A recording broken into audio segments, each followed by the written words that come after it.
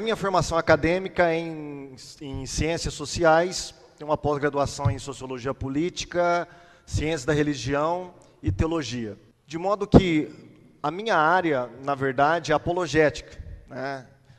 Que o pastor chama de caçadores de heresia.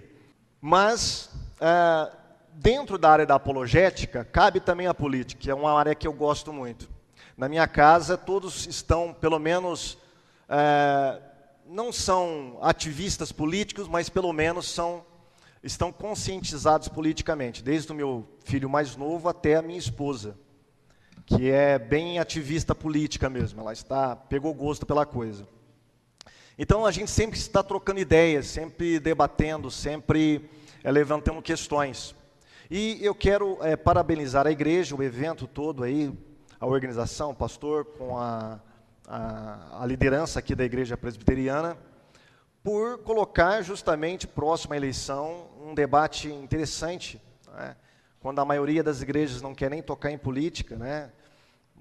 Vocês conseguem levantar um evento desse para nós termos informações e debates referentes a uma área tão preocupante para a igreja. Porque uma igreja que não se preocupa com política, irmãos, ela já está tomando uma posição política, como disse o pastor, né? O apoliticismo, ele é tão político quanto o ativismo político, só que em lados opostos.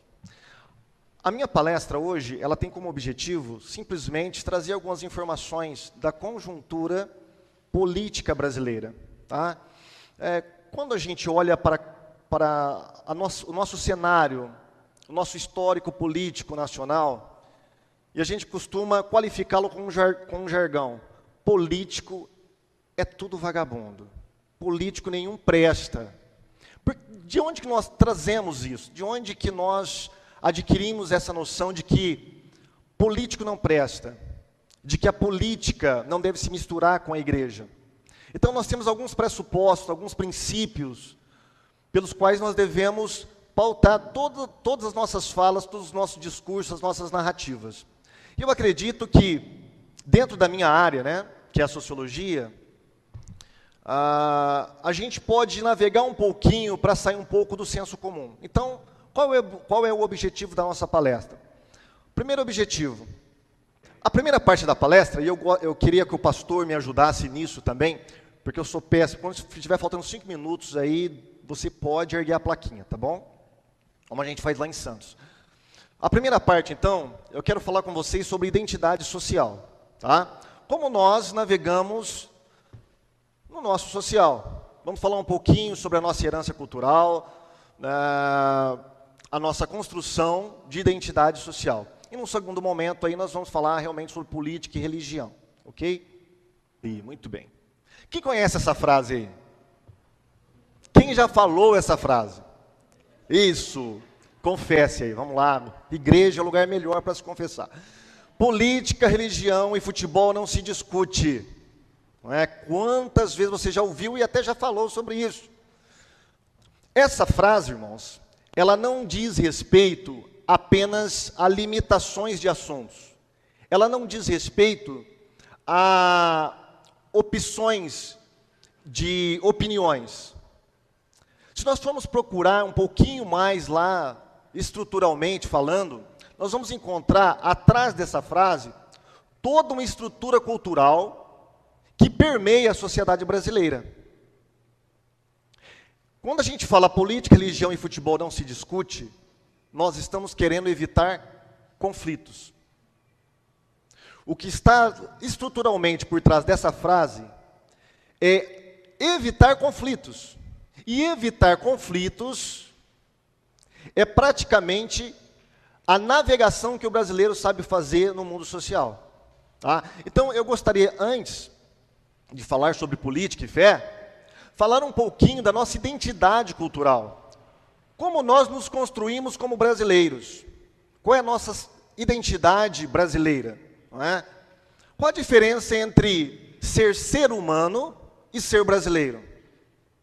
Quando eu falo sobre identidade de ser humano, estou falando de uma identidade psicobiológica e também de algum modo social. Mas quando eu falo sobre identidade brasileira, eu estou falando de uma identidade social e cultural. Também psíquica, mas mais cultural e social. Qual é a nossa herança? Por que nós agimos assim? Por que os políticos brasileiros agem como agem? Por que nós confundimos entre privado e público constantemente? Por que um deputado precisa pegar um avião da FAB, um avião do Exército, e viajar para assuntos particulares? Isso se torna normal. Por que um prefeito, um vereador, pega o carro da prefeitura e vai até sua casa almoçar? Ou pegar o seu filho na escola? Tudo isso está introjetado em nós assimilamos essa cultura. E essa cultura deve ser procurada lá atrás. Todo esse meio de navegação, esse meio de comportamentos e de pensamentos que nós temos, não só como políticos, mas como brasileiros, tem sua origem lá atrás. Tá? Então é sobre isso que eu gostaria de falar um pouquinho para vocês aí nesta manhã. Vamos lá. A nossa herança cultural, tá? Entender o passado é a chave para você entender o presente. É o que eu chamo de chave hermenêutica, a chave de interpretação. Para você saber como a política brasileira está, como são os nossos políticos e como somos nós também, dentro da igreja, muitas vezes, e nós como brasileiros, como seres sociais, nós devemos encontrar essa chave hermenêutica lá atrás, é a chave de interpretação para nós fazermos uma leitura correta da nossa atualidade. Então aqui eu gostaria de chamar para a nossa conversa 3 carinhas interessantes que eu gosto muito. O primeiro carinha, esse cara aí, olha, Gilberto Freire. Já ouviram falar? Já leram Casagrande Senzala? Já leram? É um livro clássico, maravilhoso. O objetivo de Freire, tá, lá no começo do século, era simplesmente fazer uma pergunta: quem sou eu como brasileiro? Por que eu gosto disso e não daquilo? Por que eu me comporto dessa maneira? Por que eu penso dessa maneira? Então ele se lançou a uma pesquisa. E como ele era lá das bandas de Pernambuco, né, estado maravilhoso, ele começou a investigar a nossa herança no princípio. Tá? De onde que vêm os nossos pensamentos? De onde que vem o jeito que nós nos comportamos em sociedade? E ele foi buscar essa resposta onde? Na Casagrande e na Senzala, no colonialismo. E ele começou a perceber que dentro da nossa sociedade existe um tipo de cultura que nasceu lá atrás. E para nós entendermos como esse homem ele se comporta na vida pública, nós devemos nos voltar lá atrás na Casagrande e Senzala. Então ele vai mostrar para nós que a junção dessas 3 raças, né, o português, o indígena e o africano, ele construiu uma harmonia. Essa junção abafou os conflitos. De modo que o Brasil, de todos os países da América, é o que tem mais harmonia entre as raças. E ele vai falar assim, ó, isso está ligado quando o escravo entrava para dentro da Casa Grande e se misturava com o senhor de engenho e com a sua família. Esse modo de relação social, em que o escravo entrava para dentro da Casa Grande e se tornava mais um da família. Isso vai mostrar um tipo de navegação que nós vamos encontrar na vida pública. Por quê? Porque nós temos um modelo familiar ali, que é o patriarcal e patrimonialista. O senhor feudal, o senhor de engenho, é o que tomava conta de tudo, ele era o senhor de tudo. E o escravo via nesse senhor a solução de todos os males. Via nesse senhor o chefe supremo. Via nesse senhor o salvador da pátria, para tudo. De modo que, quando foi se misturando as raças, né, branco, português com escravo, com índio, foi se misturando e foi espalhando isso para as terras tupiniquins, isso foi construindo no brasileiro uma mentalidade cultural que nós vamos encontrar até hoje. E ele vai falar para nós em Casagrande Senzala, olha, isso, na mentalidade de Freire, não é interessante esse modelo que está vindo do exterior, esse modelo impessoal, esse modelo de leis. Isso prejudica a cultura brasileira. Por quê? A cultura brasileira, ela é firmada, ela é fundamentada na pessoalidade, nas relações de intimidade. Você já percebeu que o brasileiro, na hora de votar, ele se preocupa mais com o executivo do que com o legislativo? Quase que a gente nem olha, deputado, senador, quem é o cara mesmo para a gente votar? Não, mas presidente, eu tenho meu presidente. Eu tenho o número dele na ponta da língua, eu tenho o nome dele, eu sei tudo sobre ele. De onde que vem essa mentalidade da gente se preocupar apenas com o presidente, com o executivo, dar maior importância ao executivo? A mentalidade de senzala. Ele vai dizer para nós, olha, o brasileiro acostumou a procurar autoridades em que essa autoridade toma o poder por ele e ele só fica esperando. Ele fica no favor. Ele vai dizer para nós, olha, o homem brasileiro, ele navega na via pública com a mentalidade ou de senhor de engenho ou de escravo de senzala. De senhor de engenho, ele é autoritário. De mentalidade de escravo de senzala, ele procura favores. E não é assim que se comporta o brasileiro? É dessa maneira. Estamos à procura de favores. Mas quem vai desenvolver isso não é o Freire. Quem vai desenvolver isso perfeitamente é o Buarque de Holanda. No livro Raízes do Brasil, ele vai pegar toda essa pesquisa também do Freire e vai montar em cima dela algo fenomenal. Ele vai desenvolver um conceito chamado de homem cordial. Ele vai falar que o Brasil, ele tem um modo de comportar na vida pública, que é o homem cordial. Quando ele começa a escrever o seu livro, ele está lá em Berlim, ele está na Alemanha, e ele vai mergulhar nos escritos de Max Weber. Ele vai utilizar toda a metodologia de Weber para fazer uma análise da conjuntura brasileira. Então ele vai falar para nós, olha, o nosso problema está lá na colonização. Nós herdamos a cultura e a herança portuguesa. E ele vai falar para nós, olha como que era a cultura portuguesa, é essa aqui, olha. Primeiro, Portugal é diferente de todos os países da Europa, até hoje. Não sei se vocês sabem, muitos europeus não gostam de portugueses. Eles não gostam, outros europeus de outros países. O europeu, ele não era dado a estratégias, a planejamento. O europeu vivia da dependência divina. Daí, porque a nossa colônia é completamente diferente da americana. A americana era uma colônia de planejamento, de estratégia. A nossa colônia era de providência. Então nós viemos aqui, implantamos todo um sistema agrícola que dependia do quê? Dos céus. Nós dependíamos dos céus. Os grandes engenhos dependiam do quê? Da chuva que Deus manda. Essa era a mentalidade portuguesa. Portugal, ele dava mais valor ao status do que ao mérito. Ao contrário dos Estados Unidos. A mentalidade americana é completamente diferente. Já vem uma mentalidade totalmente já fundamentada no protestantismo. A mentalidade portuguesa é totalmente fundamentada no catolicismo. Então, a mentalidade portuguesa, ele vai falar para nós, é uma mentalidade de aventureiros. Tanto é que o Brasil se torna... Obrigado, minha querida. Você tem um pontinho no céu, viu? Muito bem. 2 copos ainda. É uma mentalidade de aventureiros. Então, ele vai falar para nós... Dessa maneira, e é bom a gente lembrar, quando ele escreve esse livro, ele está preocupado com a transição da Era Vargas, 1930. Ele escreve o livro em 1920, mas preocupado já com 1930. Porque nessa época nós estamos tendo uma transição. Que transição é essa? Saindo da área rural, da época do Freire, e indo para a área urbana, para uma época urbana. Uma época onde o capitalismo está sendo implantado no Brasil. E quando nós falamos em capitalismo, nós temos que lembrar de uma coisa muito fundamental no capitalismo, que é a burocracia.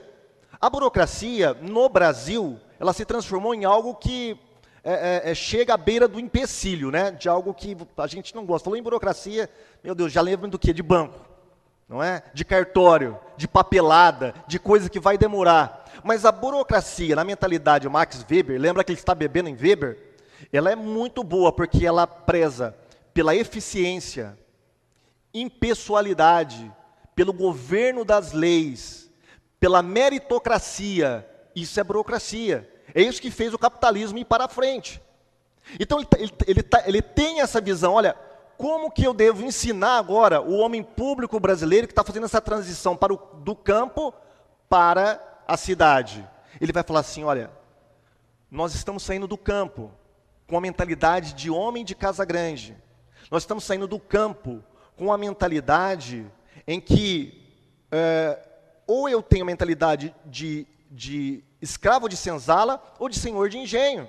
E nós estamos levando isso, essa pessoalidade, essa intimidade, tá? Esse modo de mandar e de receber favores para a vida pública. Isso vai dar coisa errada, gente. Porque você tem choque de duas mentalidades. Uma mentalidade capitalista, onde você preza a meritocracia, o governo das leis, com a mentalidade de pessoalidade familiar. Então ele vai dizer para nós, olha o que está acontecendo. Os filhos dos senhores de engenho, que está perdendo poder agora, porque o poder é transferido da casa grande para os grandes centros urbanos. Quem está mandando agora é o Estado, é Vargas que está mandando. Ele está tentando construir uma nação. Mas o que está acontecendo?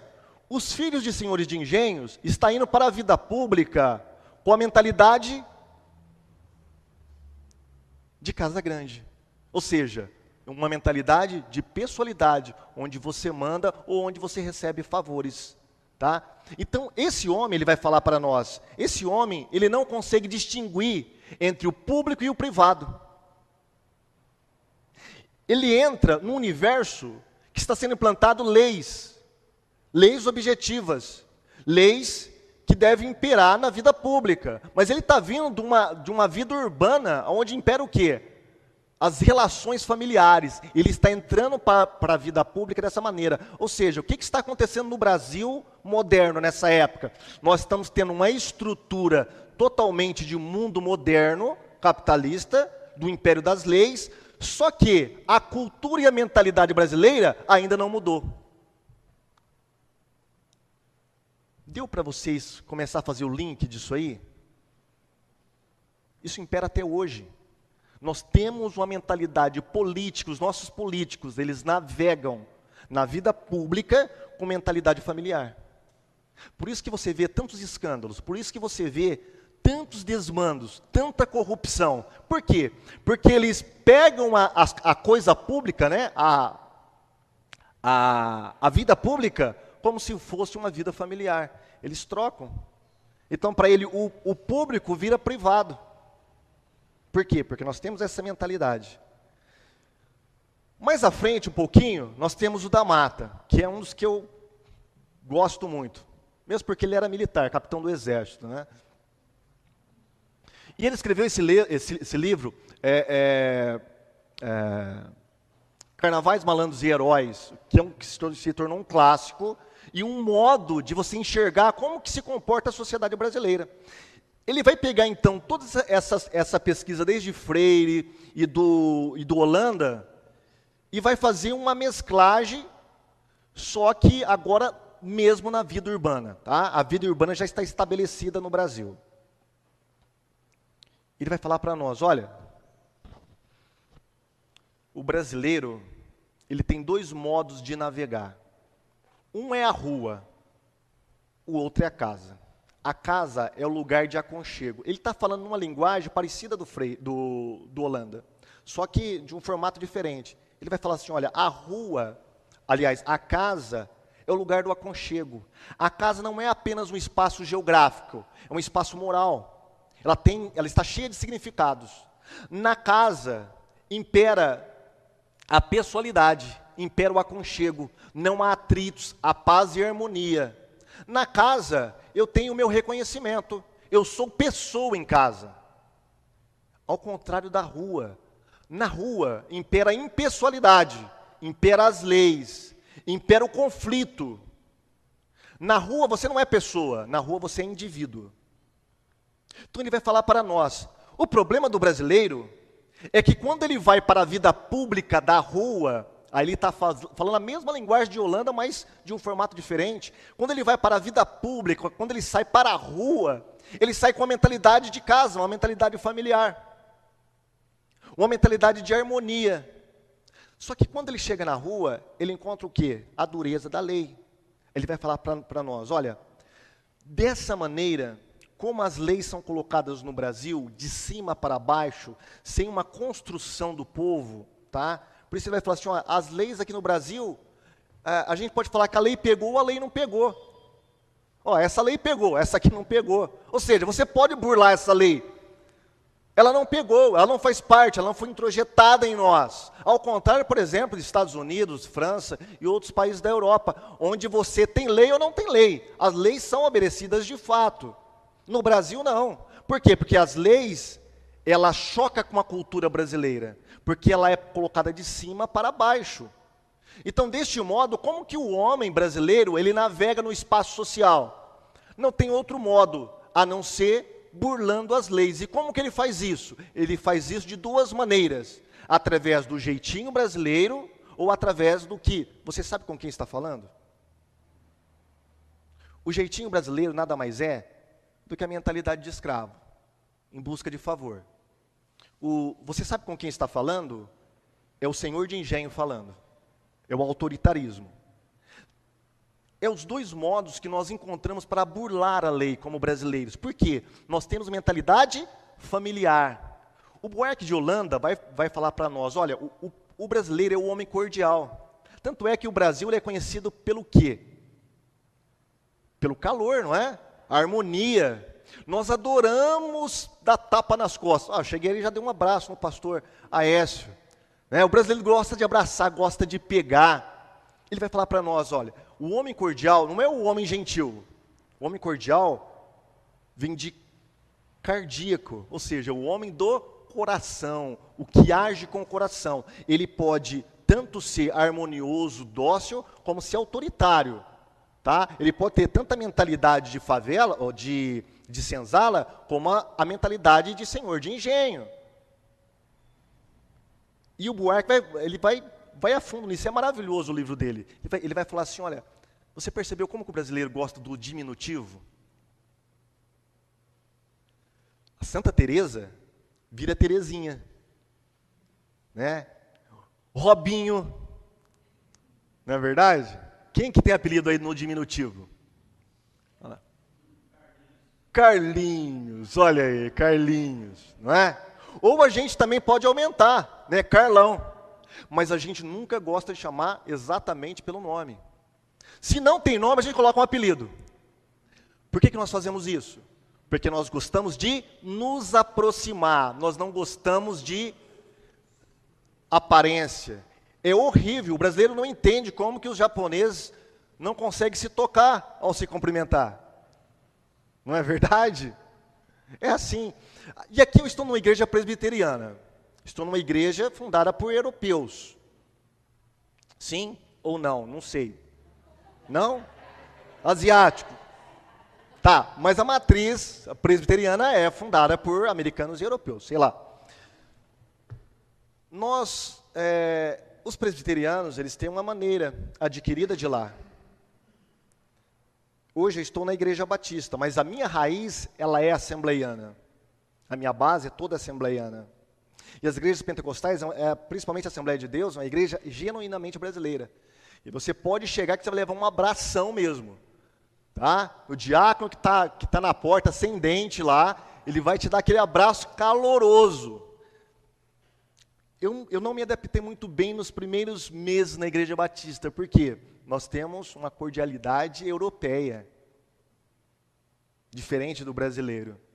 O brasileiro gosta de calor, ele gosta de intimidade. De modo que o Damata vai falar para nós assim, olha, o que acontece quando o homem vai para a vida pública? Ele burla a lei. Ele tem duas maneiras. O jeitinho brasileiro. O jeitinho, eu não nego a lei. Eu simplesmente domestifico a lei ao meu favor. É quando você está ali, ó, apressado e chega na fila do banco, aquela fila imensa, mas você conhece o caixa. O que você faz? Dá uma volta. Ô Ricardinho, você pode pagar aí? Amanhã eu passo aí e pego, beleza? Beleza, tranquilo. Sem nenhum problema. Você parou o carro e não pare.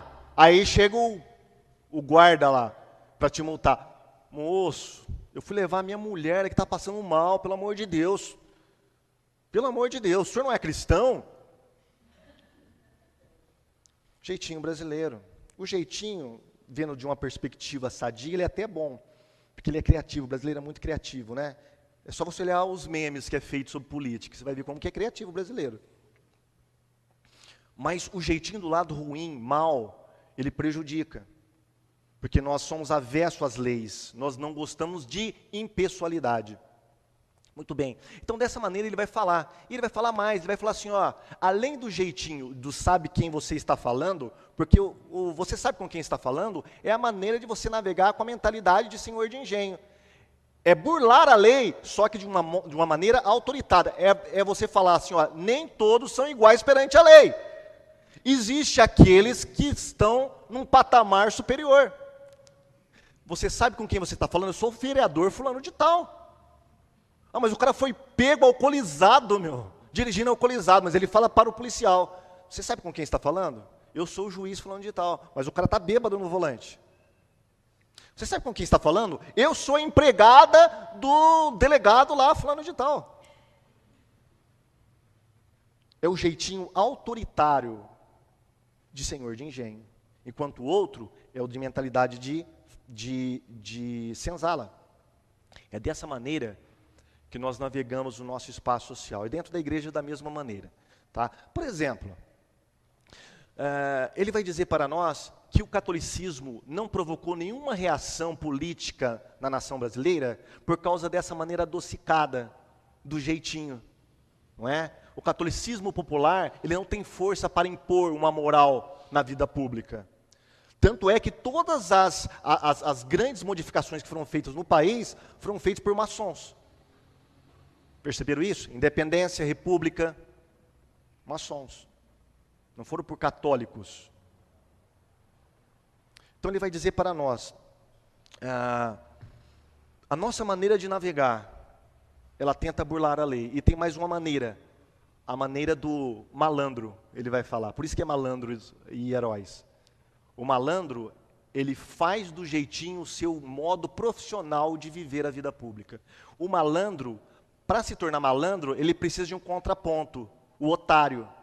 Porque senão não tem malandro. Tem que ter o otário. O otário é a escada do malandro. E quem é o otário? O otário é aquele que obedece às leis. O malandro não. O malandro, ele tem que burlar as leis. Ele tem que viver da quebra das leis. E mostrar que eu prefiro a impessoalidade do que a pessoalidade do que a impessoalidade das leis. Muito bem. Irmãos, isso aqui só foi para mostrar para vocês como é feita a mentalidade cultural brasileira. E essa mentalidade é a mentalidade dos nossos homens públicos, que toma conta da República Brasileira. É dessa maneira. Então, não nos deve assim assustar, para quem conhece, né, essas estruturas culturais, não nos assusta saber como está a política brasileira fundada na corrupção. Isso não é questão do PT apenas, vem lá de trás. Vem lá de trás. Tá? Por quê? Porque nós temos essa mentalidade. Muito bem. Eu já devo estar passando do horário aí. Opa. Então, a nossa sociedade, ela foi formada por um corte enorme entre elite e o povo. Tudo vem de cima para baixo. O povo não constrói. O povo precisa do quê? De um salvador da pátria. Por isso que a gente abdica da nossa maneira de tomar decisão, abdica da nossa liberdade, da nossa segurança, para transportá-la para um salvador da pátria. Para um salvador da pátria. O brasileiro sempre está procurando um salvador da pátria. E dentro da igreja evangélica não é diferente. Não é diferente. Tá? Por quê? Porque a gente acredita, a nossa mentalidade é, se a gente conseguir colocar um presidente evangélico no poder, melhora todo o Brasil.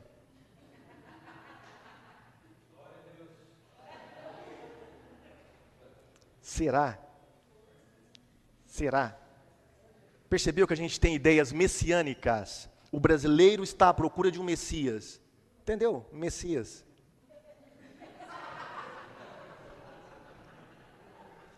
Pessoal, religião e política não se misturam.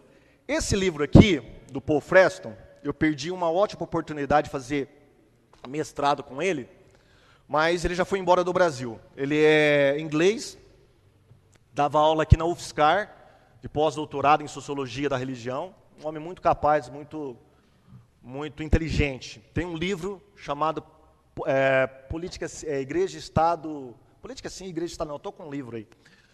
E ele diz aqui, olha, religião e política se misturam, enquanto igreja e Estado não pode se misturar. A reforma protestante ela foi feita baseada neste pensamento, de que o Estado não deve ser religioso. Deve haver o quê? Uma diferença, então uma separação entre igreja e Estado.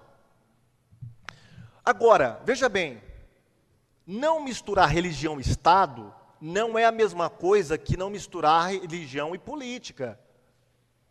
Igreja e Estado não, religião e política pode ser. Tá? E ele vai começar o seu livro desconstruindo um mito chamado de Estado laico. Hoje, qualquer coisa, né? A pessoa fala, mas o Estado é laico. Você não pode ler a Bíblia num plenário, porque o Estado é laico. Você não pode ter um símbolo religioso, porque o Estado é laico. Então, as pessoas estão levando para o extremo o conceito de laicismo. Tá? O Estado ser laico diz respeito à administração do Estado. Ele não pode ser governado por uma religião determinada. Tá? Mas isso não quer dizer que o Estado não pode conter símbolos, não pode conter conceitos religiosos. Por quê? Porque o Estado legisla sobre tudo. Ele protege o direito de religião. E o direito de religião e a religião em si é uma cultura. Como que eu vou deixar minha cultura de lado e entrar no Estado? Ah, tá, agora eu vou deixar de ser, por exemplo, nordestino para eu me transformar em deputado federal. Não posso. Eu trago comigo toda a minha herança. Quem é ateu, leva toda a concepção ateia para dentro do Estado. E quem disse que um cristão não pode levar os valores cristãos para dentro do Estado? Não só pode, como deve levar. Porque os direitos humanos, todas aquelas leis que protegem a vida, a propriedade, tal, foi baseada onde? Em valores cristãos. Valores que estão exauridos aí na Bíblia Sagrada. Muito bem. Aí nós devemos evitar alguns extremos. Tem um grupo de ateus aí, chamado Ateia, que é uma organização, eles estão fazendo marcação cerrada em tudo que diz a respeito da religião, de algum modo, em repartições públicas. Por exemplo, essa reportagem aqui, lá em Praia Grande, tem uma praça lá, eles mandaram tirar a Bíblia da praça. Justiça determina a remoção de inscrições bíblicas de praça em São Paulo a pedido de ateus. Na minha região lá, na cidade de Araraquara, essa mesma organização entrou também na justiça para que a Bíblia não seja lida em plenário. Gente, tudo baseado no quê? No conceito de Estado laico. Logicamente que isso é um falso conceito, né? A gente deve evitar isso aqui. Lógico que nós não só podemos, como devemos levar os valores cristãos para dentro da vida pública, sim. Só que também tem um outro lado da moeda, né? Tem um outro lado da moeda. Né? E a gente está vendo aqui. Quando políticos, quando líderes religiosos, fazem do púlpito palanque de propaganda política. Não é? Isso é errado. Tanto é errado que a justiça brasileira agora proibiu isso, porque está virando uma vergonha. Então, tem os dois lados da moeda. Aqui, você mistura as coisas. Lá, você proíbe as coisas.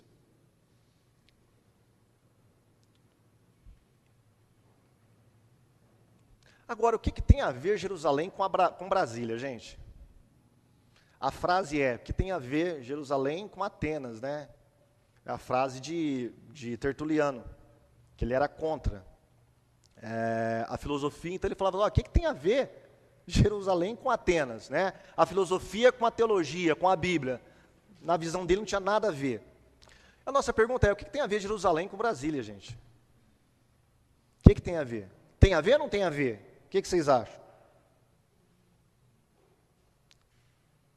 Sim ou não? Sim ou não, pessoal? Tudo bem, lógico que tem a ver, né? Lógico que tem a ver.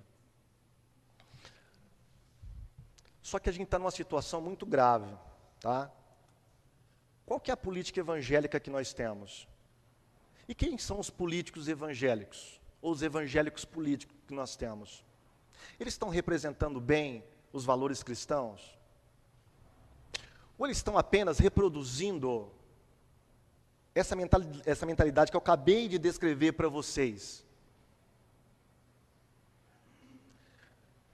Eu costumo falar que a política não faz o ladrão. O cara já vem ladrão.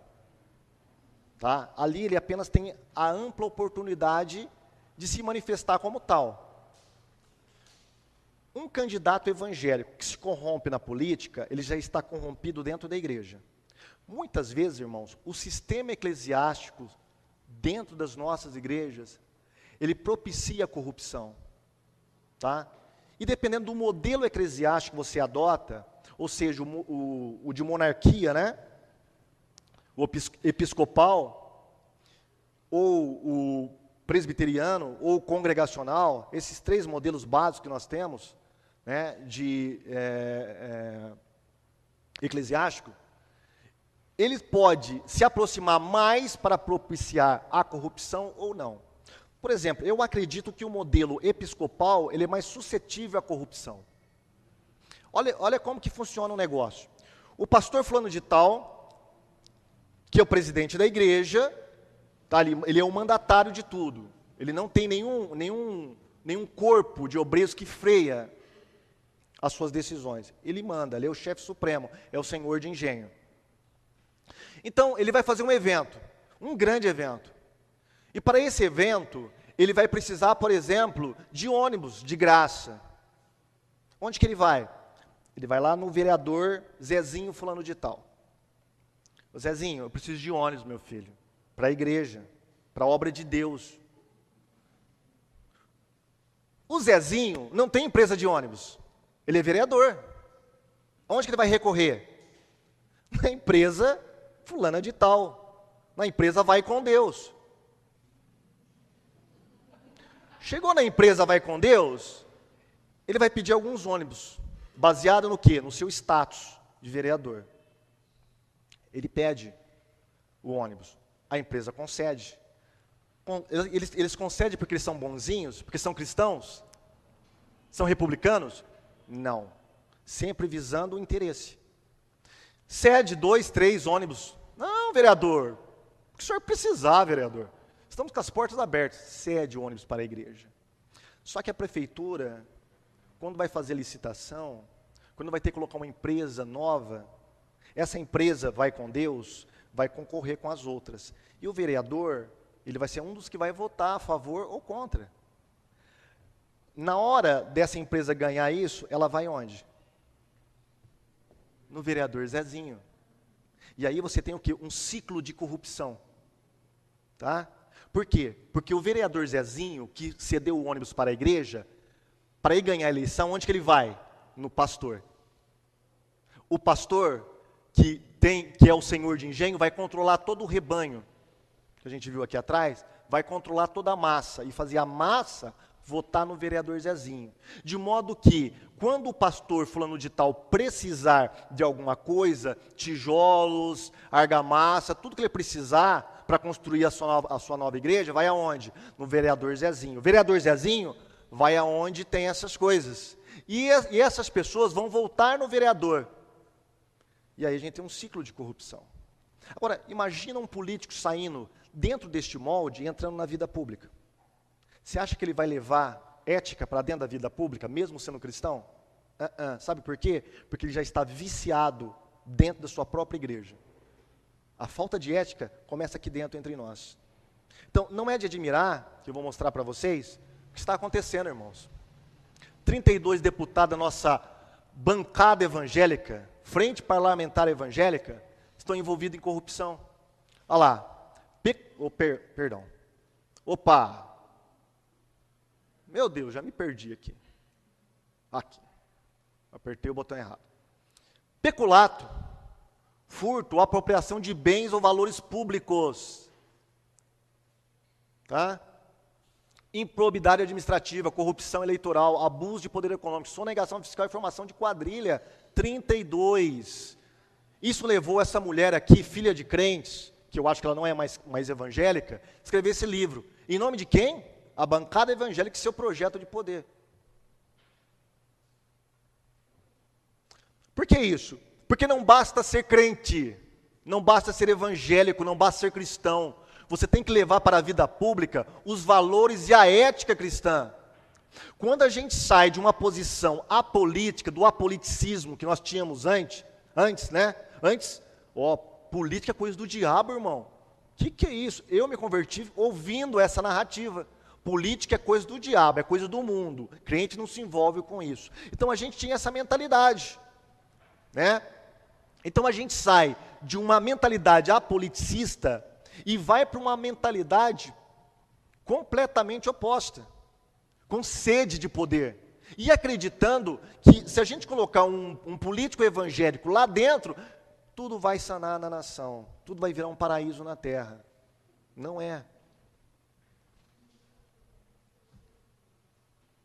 Deixa eu ver aqui.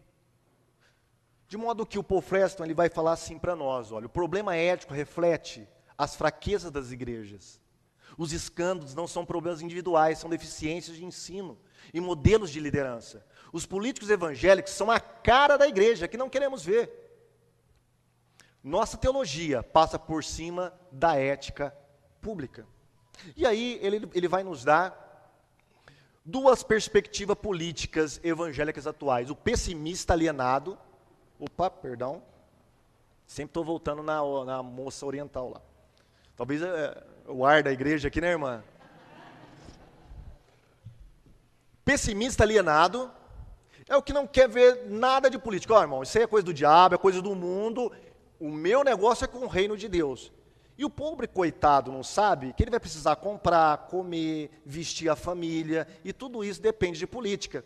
Se você não gosta de política, quem gosta vai te dominar. Isso é uma lei básica. Mas depois que nós começamos a gostar de política, sem passar por uma ética evangélica pública, nós vamos cair aqui, ó, no triunfalismo messiânico. Acreditar que, pelo fato de nós termos um político evangélico, nós vamos ter uma nação abençoada. E o pior, muitas vezes, esses políticos evangélicos estão administrando a nação a partir de uma teologia viciada e herética, que eu vou falar para vocês que o Paul Freston fala. Primeiro, ele vai falar sobre batalha espiritual, tá? Mas deixa eu passar aqui. É aqui, né?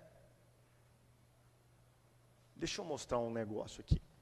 Esses três foram presidentes. Esse cara aqui foi o primeiro presidente evangélico da África, Zâmbia. Tá? Esses dois aqui da Guatemala.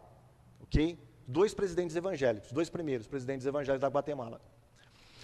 O Frederico Chiluba, ele era sindical, foi preso, tal, se converteu na prisão, concorreu democraticamente às eleições, que quando a Zâmbia começou a se abrir para a democracia, ele concorreu, ganhou disparado do seu concorrente, lá, do seu opositor. O que ele fez? Primeira coisa, convocou todos os ministros das igrejas para a presidência. Para quê? Para fazer um culto de libertação da nação. Orar para expulsar todos os maus espíritos da Zâmbia.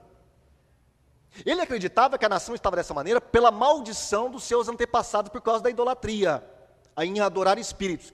Solução simples, vamos chamar todos os pastores, a gente faz um exorcismo aqui, declara que a nação da Zâmbia é cristã a partir de agora, nós entramos num pacto com Deus e aí tudo vai melhorar. A Zâmbia vai passar de devedor para credor.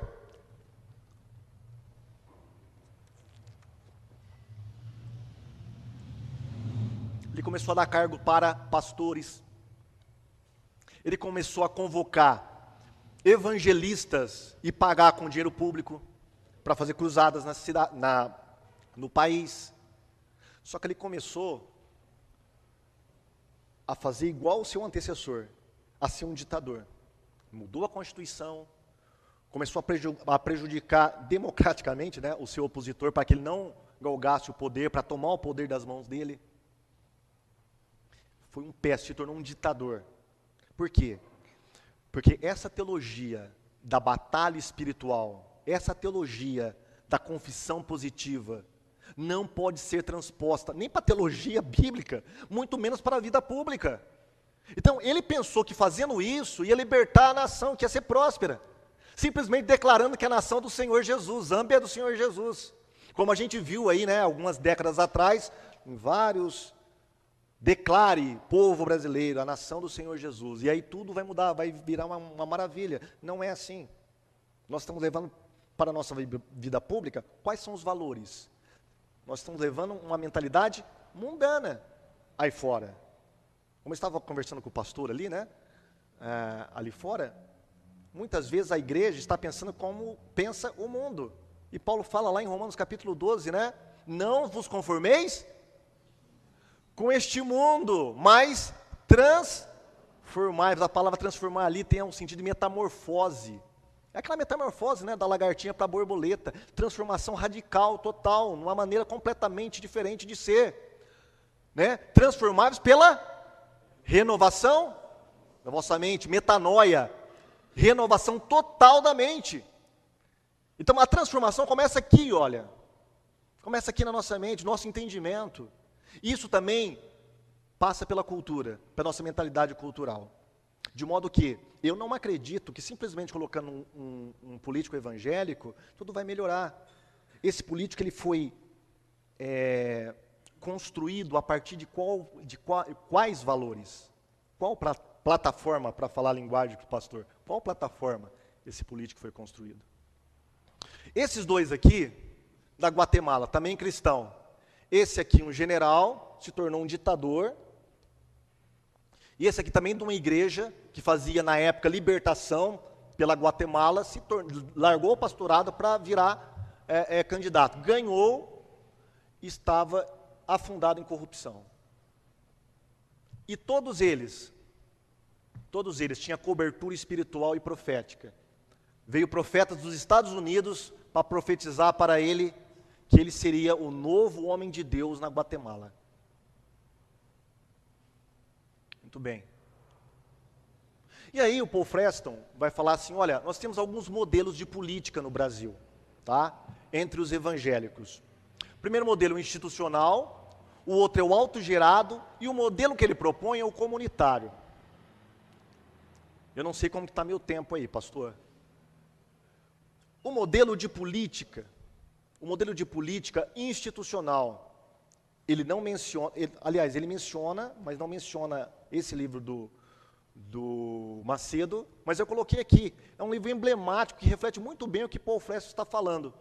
Olha o livro do Macedo, Plano de Poder, Deus, os cristãos e a política. Você acha que vai sair alguma coisa boa daqui? A Igreja Universal, o que ela fez? Ela criou um partido. O Paul Freston vai falar assim, olha, isso é furada. A igreja não pode se misturar com política. A igreja, instituição, denominação não pode se misturar com política. Por quê? Quando a política da igreja não der certo lá e acontecer alguma coisa de errado, isso vai refletir no quê? Na igreja, como instituição. A igreja vai ficar manchada. Esse modelo não dá futuro, isso aí não funciona. Ele vai falar, olha, a igreja, ela não pode se envolver com política, a igreja no sentido institucional. Tá? É diferente. Mas aqui, ó, nesse livro, olha o que o Macedo vai falar para nós. Vamos nos aprofundar através desta leitura, no conhecimento de um grande projeto de nação elaborado e pretendido pelo próprio Deus, e descobrir qual é a nossa responsabilidade neste processo. Desde o início de tudo, ele nos esclarece de sua intenção de estadista e de formação de uma grande nação. Ou seja, ele está com a mentalidade do Antigo Testamento, teocrática. A igreja não é teocrática. A igreja não é uma nação nos moldes do Antigo Testamento. O que o Bispo Macedo está querendo? Poder. Submeter a política à religião institucional. Isso não vai dar certo. Um outro modelo, que ele vai chamar de modelo autogerado, é aquele indivíduo autônomo, tá? Ou ele se converte próximo à política e se diz candidato evangélico, ou ele já era evangélico, traz uma carreira para a política e se lança ao eleitorado evangélico. O problema disso, ele vai falar, esse pessoal, isso aqui eu só peguei como exemplo, viu, pessoal? Tá? Não estou falando que são eles, mas, por exemplo, o Antony Garotinho, ele falou assim, né, na época em que ele estava concorrendo, olha, eu sou evangélico, mas eu não misturo religião com política. Está errado. Se ele não mistura religião com política, ele não está levando os valores cristãos para dentro da política. E o problema disso aqui é o seguinte, quem que vai controlar essas pessoas? Depois que elas pegam, de novo, eu vou falar para vocês que eu estou apenas usando como exemplo, tá? Não estou falando que eles são assim. Cada um interprete como quer. Eles depois não têm compromisso nenhum de responder aos seus atos na vida pública para a igreja. Não tem. Se eles fizerem A ou B ou C, se eles fizerem bem ou ruim, eles não precisam responder para ninguém. Não tem ninguém que os controle. Eles são autônomos.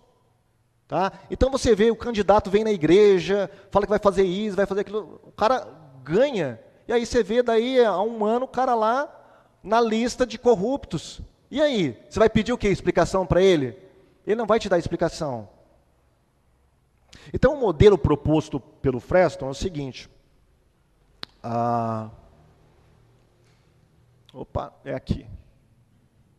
É um modelo comunitário. É um político assessorado por um grupo de pessoas cristãs. Não é a igreja institucional. É um grupo de pessoas engajadas politicamente dentro das igrejas, que pode fomentar, tá, um quadro que possa eleger um político que, de certa forma, vai responder à crítica profética daquele grupo. Quando tiver que criticá-lo ou consertá-lo, ele vai dar ouvido. Essa é a proposta dele. Então ele fala, olha, nós devemos pular da simples conscientização para a formação de quadros. Tá? Devemos ir além da conscientização política e formar quadros. Ele fala assim para nós também, nós devemos ir além das pautas tradicionais da bancada evangélica, do que nós evangélicos sempre trabalhamos. Quais são essas pautas? Proibição de casamento com pessoas do mesmo sexo, proibição do aborto, liberdade religiosa, identidade de gênero, legalização das drogas, legalização de jogos de azar, isenção fiscal das igrejas. Essas são as pautas que a gente está circulando, né? A gente fez alguma evolução? Sim, algumas são muito boas. Só que a gente deve ir além disso aqui. Qual é a proposta que nós temos evangélica, como evangélicos, para a nossa nação? Por exemplo, para as artes. O que nós temos de proposta para as artes? Para a cultura. Tá, beleza, vamos colocar um presidente evangélico. Ele vai escolher quem para tomar conta da cultura, baseado em valores cristãos? Do esporte. E aí, fala para mim, do esporte. Qual é o projeto evangélico que nós temos baseado em valores cristãos para o esporte? Nós temos alguma pauta? Nós temos algum projeto disso? Nada. Nós não temos nada, irmãos. Nós queremos ganhar o poder, simplesmente por mágica, acreditando que o Messias que estiver lá, ele vai resolver todas as coisas. Não vai resolver todas as coisas. Esse evangélico não tem um projeto para a nação. Não tem um projeto de valores cristãos para a nação. Então, o que nós devemos fazer? E ele vai falar para nós. Nós devemos trabalhar algumas bases. Que bases são essas? Base, primeiro, teológica do engajamento político. Mostrar para a igreja que, ao contrário de que muitos cristãos pensam, a Bíblia fala muito sobre política. Tá? Não essa politicagem, não é politicagem, é sobre política. Porque quando o brasileiro, principalmente, né, como é alienado politicamente, o brasileiro, não é nem o evangélico, o brasileiro, no geral, quando ele fala a palavra político, ele pensa a palavra política, o que ele pensa? Em política partidária, em política institucional. Então, ele não quer se misturar com política institucional e nem partidária. Mas a palavra política, ela é muito mais lata, gente. Tá? Política a gente faz constantemente, em todos os momentos. Por exemplo, dentro de uma família, há toda uma relação de poder. Isso é política. Dentro da igreja, muito mais. Quando o pastor aqui decide, tá? Eu quero fazer alguma coisa lá. Tá? Aí tem um órgão que vai assessorar esse pastor, que vai opinar, tal. Por exemplo, na Igreja Batista, como é congregacional, o pastor, ele deve obrigatoriamente levar perante toda a igreja. Olha, eu quero comprar o terreno do lado. Todos aceitam? Ah, não, pastor, eu não aceito não. Por que o senhor quer comprar esse terreno? A gente tem dinheiro em caixa? A gente tem isso e tal. Então, o que nós estamos fazendo ali? Política. Diretamente, nós estamos fazendo constantemente política. Só que as pessoas não sabem disso. Experiência cristã na política do mundo moderno, a história dos evangélicos na política brasileira. Nós tivemos 2 presidentes evangélicos. Vocês sabiam disso? Café Filho, ficou 1 ano no poder, foi deposto. E depois o Geisel, na época dos militares. Geisel era luterano e Café Filho era presbiteriano.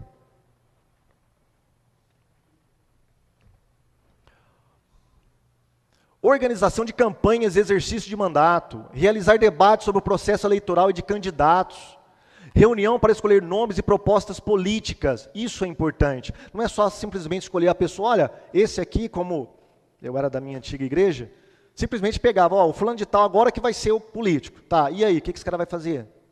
Ele não fala nada. Só foi escolhido, todo mundo vai ter que votar nele. Por que eu vou ter que votar nele? O que ele vai fazer? Escolher pessoas estruturalmente ética e popular no meio evangélico, que dê bom testemunho.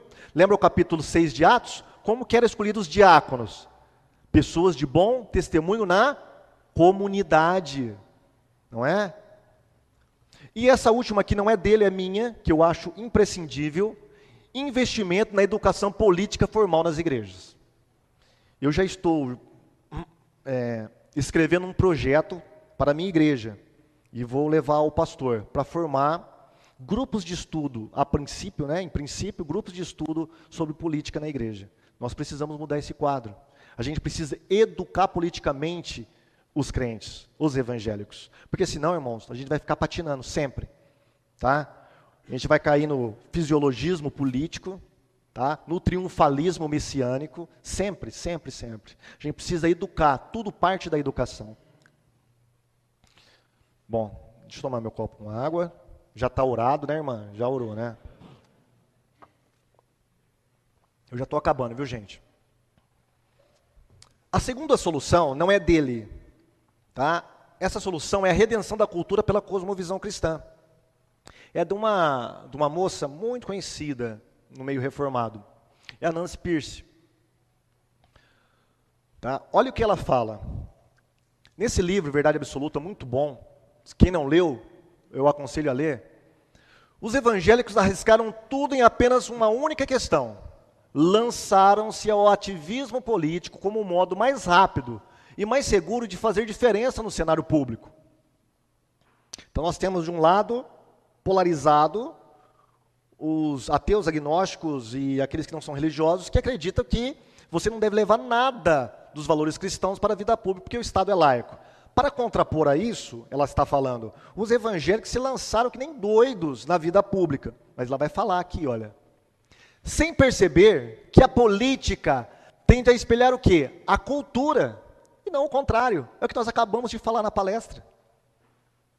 Os nossos políticos brasileiros, a nossa estrutura política que nós temos no Brasil, reflete o quê? Colônia, Casa Grande e Senzala, rua e casa. Jeitinho brasileiro. Você sabe com quem está falando? Toda essa mentalidade está permeada onde? Na cultura política brasileira. É isso que ela está falando. Ela fala assim, a política apenas está espelhando a cultura que está aí fora. O que nós temos que fazer então, gente?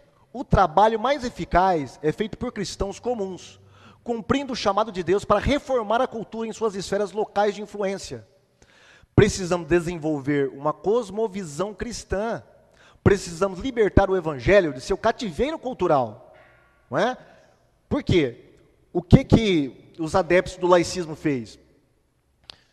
Pegou a religião e jogou para o privado. Olha, vocês têm que ficar quietinho. Falta 15 minutos. Isso? Ou já foi, já passou? Falta 15, tá bom. O que eles fizeram? Ó, fica quietinho. Vocês podem falar de Deus, desde que seja dentro de 4 paredes, tá bom? Aqui não, vida pública é completamente diferente. É isso que os novos ateus lá nos Estados Unidos estavam tentando fazer. Richard Dawkins, tá? E toda aquela patota toda. Fazer o quê? Pegar a religião e tirar da vida pública. Olha, você pode até ter a sua religião, que acredite em Deus, só que desde que seja no privado. Não venha falar de Deus na vida pública. Ok? Então, ela está falando exatamente isso aí, olha. Precisamos desenvolver uma cosmovisão cristã, precisamos libertar o evangelho de seu cativeiro cultural e restabelecer o status de verdade pública. Ou seja, fazer uma redenção também na área política. Tá? E como que nós vamos fazer isso? Sabe quem que fez isso aqui já, gente? Vocês vão ter uma palestra hoje sobre isso. Tá? É o Renato Vargas, eu acho que vai falar sobre isso, não sei. Marxismo cultural. Tá? Quem fez isso? Gramsci, marxista italiano, que de sua prisão, ele foi preso pelo governo fascista.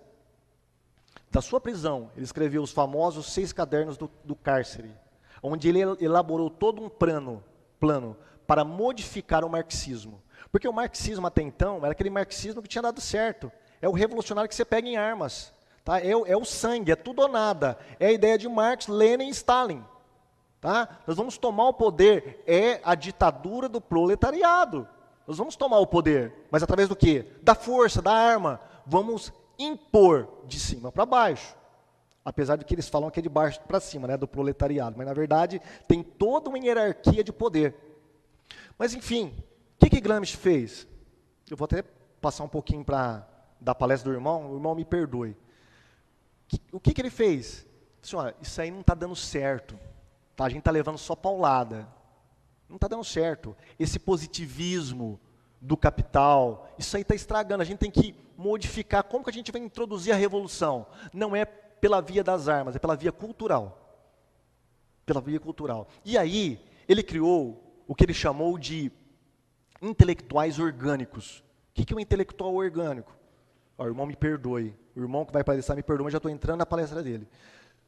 O intelectual orgânico é justamente aquelas pessoas que estão na base de poderes, mas não o poder político apenas, qualquer poder. É aquela senhora que está lá como presidente do bairro, é aquele diretor da escola, é aquele médico que tem alguma chefia, é aquele policial dentro do quartel. Então, o que ele fez? Olha, nós precisamos mudar a mentalidade cultural dessas pessoas. Não é ir apenas lá na política, é aqui, ó, culturalmente.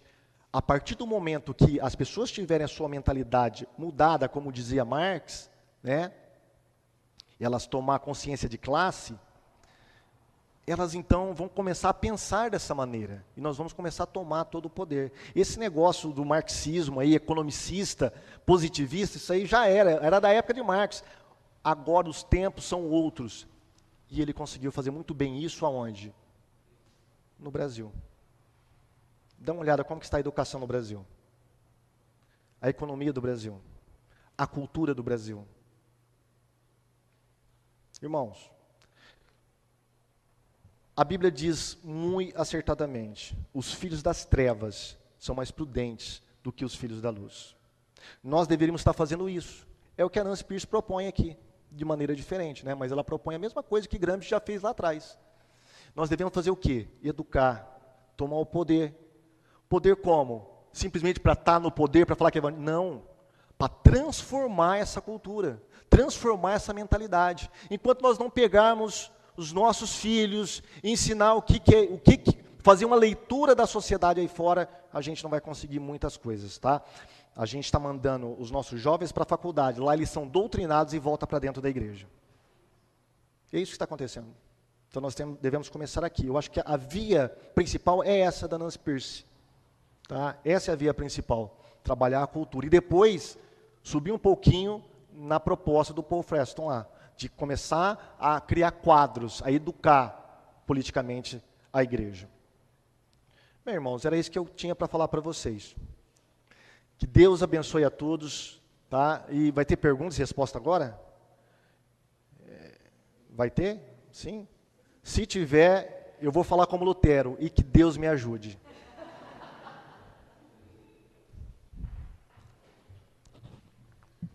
Amém. Eu fico com medo de ir passando o horário. Amém. Graças a Deus pela palestra. Muito bom. Bom mesmo.